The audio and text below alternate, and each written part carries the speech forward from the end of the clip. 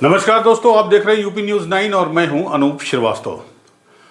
दोस्तों, 2024 की बिसात बिछने लगी है और जैसा कि आपको मालूम है कि दिल्ली का रास्ता उत्तर प्रदेश से होकर जाता है। पिछले दिनों विपक्षी दल पटना में एकत्र हुए, लेकिन उत्तर प्रदेश के दो महत्वपूर्ण छत्रप वहां पर मौजूद नहीं थे। पहली मायावती, बहन कुमारी मायावती, जिनका बीएसपी बहुजन समाज पार्टी जिसका पूरा प्रभाव है उत्तर प्रदेश में, काफ़ी हद तक प्रभाव है, और दूसरी आरएलडी, राष्ट्रीय लोकदल, जयंत चौधरी जिसके नेता हैं और जिनका गठबंधन फिलहाल उत्तर प्रदेश में समाजवादी पार्टी के साथ है।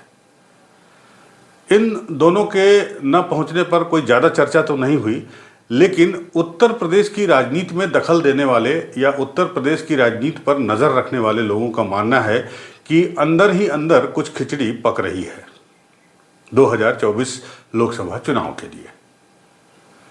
वो खिचड़ी क्या है, हम आपको बताते हैं। समस्या ये है कि उत्तर प्रदेश को लेकर कांग्रेस और समाजवादी पार्टी के बीच में स्थिति बिल्कुल साफ नहीं है। ये हुई पहली बात। दूसरी बात कि पिछले दिनों इसी महीने में जून में मायावती ने लखनऊ में एक अपने पार्टी की बैठक बुलाई थी, जिसमें उत्तर प्रदेश के सारे पदाधिकारियों को, प्रभारियों को और जो भी उनके नेता हैं सबको बुलाया गया था। इस बैठक के बाद एक 2 पन्ने का बुलेटिन या कहें प्रेस रिलीज जारी किया गया था बहुजन समाज पार्टी की ओर से, मायावती के हस्ताक्षर से। उस प्रेस रिलीज में बीजेपी यानी भारतीय जनता पार्टी के बारे में तो बहुत कुछ कहा गया था और समाजवादी पार्टी के बारे में भी मायावती ने जो है वो कहा था और इन दोनों पार्टियों को अपने निशाने पे लिया था। हम उसके डिटेल में नहीं जाएंगे कि उन्होंने उस बारे में क्या कहा, जिसके बारे में आपको पता होगा। लेकिन एक ताज्जुब वाली बात ये थी कि इस प्रेस रिलीज में कांग्रेस के बारे में कुछ नहीं कहा गया था। उसी के बाद से उत्तर प्रदेश के सियासी गलियारों में इस बात की चर्चा है कि कोई न कोई खिचड़ी पक रही है और वो खिचड़ी मायावती और कांग्रेस के बीच पक रही है। मायावती बुरी तरह से बेकरार हैं अपने दलित वोट को वापस पाने के लिए। हालांकि अभी भी उनके पास काफ़ी बड़ी संख्या में दलित वोट हैं, लेकिन उनकी संख्या घट गई है, 12% रह गई है, जो कि कभी 18 से 20% हुआ करती थी। और उधर कांग्रेस का भी वोट प्रतिशत अगर बात करें तो वो काफ़ी कुछ गिर चुका है और महज 2 से 2.5% के बीच में रहा है, जो पिछला विधानसभा चुनाव हुआ था उसमें। तो जाहिर सी बात है कि जिस दलित और मुस्लिम वोटों के कॉम्बिनेशन से मायावती एक बार फिर से वापस सत्ता में आने का सपना देख रही हैं, तो वो कॉम्बिनेशन कांग्रेस के लिए भी मुफीद है। और कांग्रेस और बसपा के गठबंधन की अगर बात करें तो आखिरी बार इनका गठबंधन 1996 में हुआ था। उसके बाद से लगातार मायावती कांग्रेस पर हमलावर रही हैं, यहाँ तक कि उन्होंने ये भी कहा है और इल्ज़ाम लगाया कि भाजपा, भारतीय जनता पार्टी का ग्रोथ अगर हुआ, भारतीय जनता पार्टी का विकास अगर हुआ, भारतीय जनता पार्टी 2 सीटों से 300 सीटों पर अगर पहुंची, तो उसके पीछे कांग्रेस की नीतियां जिम्मेदार थी। लेकिन ताज्जुब की बात है कि पिछले 1 महीने से मायावती इस उत्तर प्रदेश में कांग्रेस के खिलाफ कुछ नहीं कह रही हैं। तो क्या मायावती और कांग्रेस के बीच, यानी बहुजन समाज पार्टी और कांग्रेस के बीच क्या कोई समझौता हो सकता है या होने वाला है, या कोई खिचड़ी पक रही है, कोई बात चल रही है? मायावती की तरफ से अगर बात करने वाले में कोई है तो उनके भतीजे आकाश हैं, और कांग्रेस की तरफ से अगर कोई बात करेगा या तो वो है कांग्रेस के उत्तर प्रदेश की प्रभारी और कांग्रेस की महासचिव प्रियंका गांधी और उनकी टीम जो इनसे बात करेगी। तो क्या ये दोनों बात कर रहे हैं और क्या इस बात की संभावना है कि आने वाले दिनों में, महीने 2 महीनों में या कुछ दिनों में ये एक घोषणा ज्वाइंट तरीके से हो सकती है, या एक मीटिंग मायावती और प्रियंका गांधी की हो सकती है? इसकी संभावना लगती है, इससे इनकार नहीं किया जा सकता। जाहिर सी बात है, लेकिन ये मीटिंग तब होगी जब सारी चीज़ें ग्राउंड लेवल पर क्लियर हो जाएंगी और ग्राउंड लेवल पर कोई एक अंडरस्टैंडिंग बन जाएगी।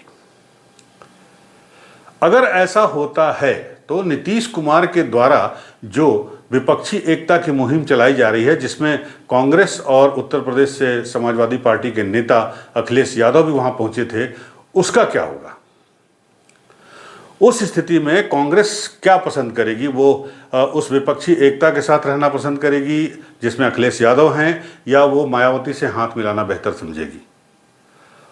क्या उसके लिए क्या मुफीद रहेगा, क्या उसके लिए सुविधाजनक रहेगा, और उसकी रणनीति क्या होगी, उसकी क्या करते हैं कांग्रेस के लीडर इस मुद्दे पर? क्योंकि कांग्रेस के लिए उत्तर प्रदेश एक तरह से बंजर जमीन हो चुकी है, या यूं कहें रेगिस्तान हो चुकी है। हालांकि रेगिस्तान में उनका शासन है राजस्थान में, और इस बार भी वो उम्मीद कर रहे हैं कि दोबारा वो आ जाएंगे, लेकिन जो सबसे उर्वरा भूमि है उत्तर प्रदेश, और जहाँ से एक तरह से कांग्रेस का जन्म हुआ, कांग्रेस फली बढ़ी, आगे बढ़ी, फली फूली, वहाँ पर आज उसकी स्थिति बहुत ही दोयम दर्जे की हो गई है। तो क्या अपनी इस स्थिति को सुधारने के लिए वो बहुजन समाज पार्टी के साथ जाएगी, या नीतीश कुमार वाली विपक्षी एकता की जो मुहिम चल रही है उस मुहिम में शामिल होकर समाजवादी पार्टी के साथ रहेगी, क्योंकि उस मुहिम में मायावती नहीं शामिल होंगी? तो बड़ा दिलचस्प सवाल है, बड़ा दिलचस्प बात है, और बड़ा बेहतरीन सिनेरियो आने वाले दिनों में दिखाई देने वाला है। आप भी इंतज़ार करिए, हम भी इंतज़ार करते हैं, देखते हैं क्या खिचड़ी पकती है, क्या निकल कर सामने आता है, कांग्रेस क्या रणनीति अपनाती है। क्योंकि पिछला चुनाव वो समाजवादी पार्टी के साथ एक बार लड़ चुकी है, जिसमें उसको सफलता नहीं मिली है। इस बार क्या वो नया प्रयोग करना चाहेगी कांग्रेस? क्या वो मायावती के साथ जाना पसंद करेगी? क्या ये गठबंधन होगा तो इसलिए होगा कि दलित और मुस्लिम वोटों का बिखराव जो है उसको रोका जा सके? क्योंकि उस स्थिति में मुस्लिम जो हैं वो जब नेशनल चुनाव होगा तो जाहिर सी बात है कि वो ऐसे पार्टी को या ऐसे उम्मीदवार को वोट देना पसंद करेंगे जो बीजेपी के उम्मीदवार को हराने की क्षमता रखता हो, हराने की कुव्वत रखता हो। तो अगर मायावती और प्रियंका गांधी या यूं कहें कांग्रेस मिल जाते हैं, तो उनका अगर सम्मिलित उम्मीदवार खड़ा होता है या पार्टी सीट शेयरिंग हो जाती है, उस स्थिति में उस गठबंधन का, कांग्रेस और बहुजन समाज पार्टी के गठबंधन का उम्मीदवार एक बेहद मजबूत स्थिति में होगा, और उसकी तरफ मुस्लिम वोट पोलराइज हो सकते हैं। क्योंकि मुस्लिमों जो मुस्लिम तबका है उसका एकमात्र उद्देश्य येन केन प्रकारेण बीजेपी को हराना है। तो देखते हैं क्या होता है, क्या रंग लाता है, और उत्तर प्रदेश में किस तरह से सियासी गोटियां बिछाई जाती हैं, उसमें कांग्रेस का रोल क्या होता है। बहुजन समाज पार्टी जिसके पास अब अपने अस्तित्व की लड़ाई का सवाल है, वो अपने इस कदम से, अगर ऐसा कदम वो उठाती है तो वो वापस जो है वजूद उसका अस्तित्व में आता है या नहीं आता है, क्या होगा? जो भी होगा हम आपको उसकी खबर पहुंचाते रहेंगे। अगर आपको ये वीडियो अच्छा लगा हो तो आप हमें लाइक ज़रूर करिएगा, हमारे चैनल को सब्सक्राइब करते रहिए। मिलते हैं आपसे अगले वीडियो में, तब तक के लिए नमस्कार।